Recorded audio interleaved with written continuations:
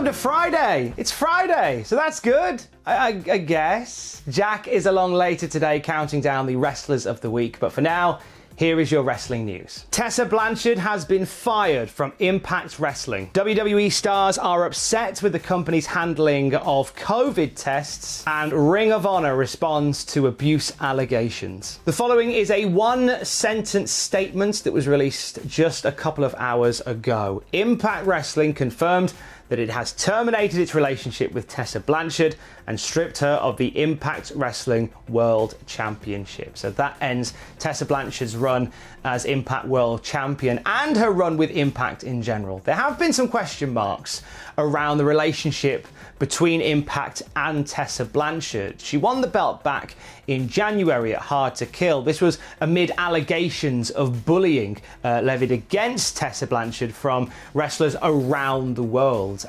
Despite these allegations, Tessa became the first female to win the Impact World Heavyweight Championship. Then the pandemic hit, and talent were told, if you don't want to come to tapings, you don't have to, but we're going to film a block of stuff, and if you can make it, great, and if you don't want to, you don't have to. Pretty standard with like WWE and AEW as well. And Tessa Blanchard chose not to come to those tapings, or whatever reason was not a part of those tapings.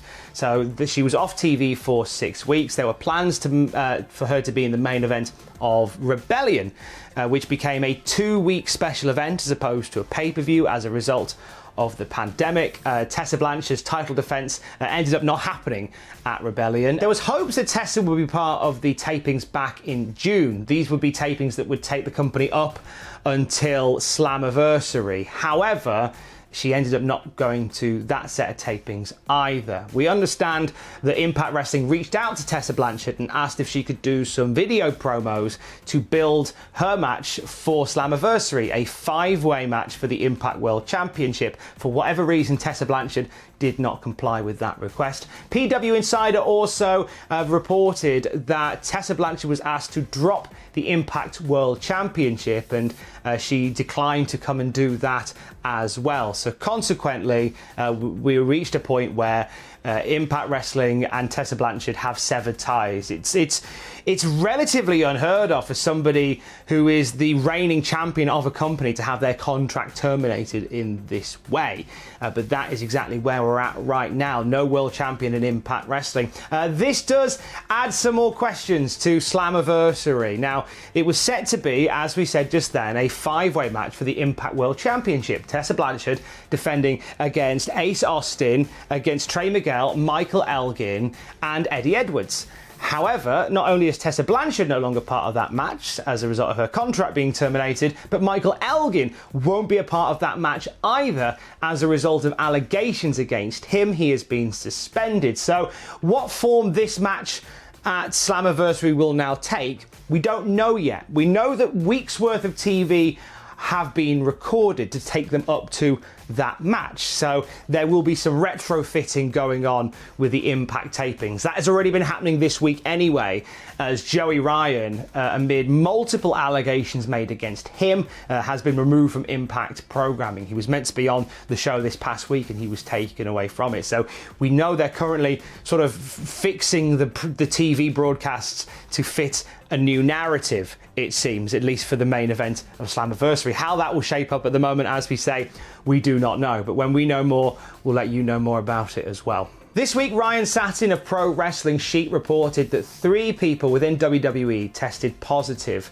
for COVID-19. We since found out those 3 people were Renee Young, backstage producer Adam Pearce, and backstage interviewer Kayla Braxton. All 3 have come onto Twitter to announce that they have the virus. It has come out since then from Mike Johnson at PW Insider, but it's potentially more than that. We could be looking at possibly more than 24 positive tests for COVID-19 within the WWE Performance Center, and that is incredibly worrying if that is indeed the case. Today, WWE is planning to record double episodes of Raw, and then tomorrow record double episodes of SmackDown. At time of recording, those tapings are going ahead as planned, but there could be some massive changes to how that looks depending on things outside of the control of WWE. The mayor of Orange County in Florida, Jerry Demings, issued an executive order last week stating the following: every person working, living, visiting or doing business in Orange County is required to wear a face covering consistent with the current CDC guideline while in any public place. Dave Meltzer from Wrestling Observer commented on this, saying that WWE may have a go-around with this because technically the Performance Center is privately owned, so they may be able to waive that and stop people wearing face masks. They're really against people wearing face masks on WWE TV right now. Speaking with Sports Hiatus on a conference call, WWE's EVP of Global Head of Sales and Partnerships, John Brody, spoke about the company continuing tapings despite people suggesting they shouldn't be going ahead at all. John Brody said, "The health and safety of our superstars is first and foremost paramount. It comes down to leadership in many ways. Our leader believes we have a social responsibility to put fans first and help them get a break from what was coming and what we're in the midst of. We have a responsibility to take them away for a few hours and give them a smile and a chance to feel something other than what they're watching, which is also important on the news. We leaned in to say we're going to put fans first and do everything we can, working with state, local and federal officials to make sure it is safe, and for our most important resource, the WWE superstars. And we're going to do whatever we can to deliver content for our partners and fans. We understand the decision other sports made. We wouldn't have made the decision we made if we didn't think we could do it safely for our internal staff and for all those affected. But we felt America needed it and needed the pick-me-up." So John Brody saying that the one most important factor is the fans, the wrestlers and health and safety. All three are the most important. It's a three-way tie. Away from the outside world, there is unrest within the WWE's world as well, as according to Sean Ross Sapp of Fightful.com, WWE wrestlers are unhappy with the communication or lack thereof from WWE during the latest round of COVID testing. Now, the report states WWE stars haven't been told how many positive tests or who actually tested positive, so they don't know who has been tested, who got tested positive, unless they've come out on Twitter and mentioned it, because and therefore they don't know whether they've been in contact with somebody directly who has tested positive. Chances are, looking at the three people who have tested positive, Renee Young, Kayla Braxton and Adam Pearce, is a very good chance that they've been in contact in quite close proximity, when you consider that Kayla Braxton is a backstage interviewer who speaks to wrestlers backstage, and then Adam Pearce, who you may have seen on, I think, all three programs, splitting up fights between some of the wrestlers. So chances are they've been in close proximity to it, but they're more annoyed by the fact that there hasn't been that line of communication towards them. Sapp has also said a number of WWE employees have commented about the situation, and then when asked about the total number of positive tests, the response he got was, "We'd know better than them," saying that the WWE employees and staff would certainly have more information than the wrestlers actually do right now. WWE are set to record today and tomorrow. They're doing back-to-backs of Raw and SmackDown, and I don't know what that will look like, whether they will force the NXT recruits ringside to all wear face masks. We know that friends and family aren't allowed back in, as last week they were, but we don't know in terms of how it will look. I imagine by the end of play today, we will know how those tapings went down. Following allegations of abuse, Ring of Honor creative and wrestler Marty Scurll put out a statement on Tuesday to address those allegations. He then put out a second statement a short while later.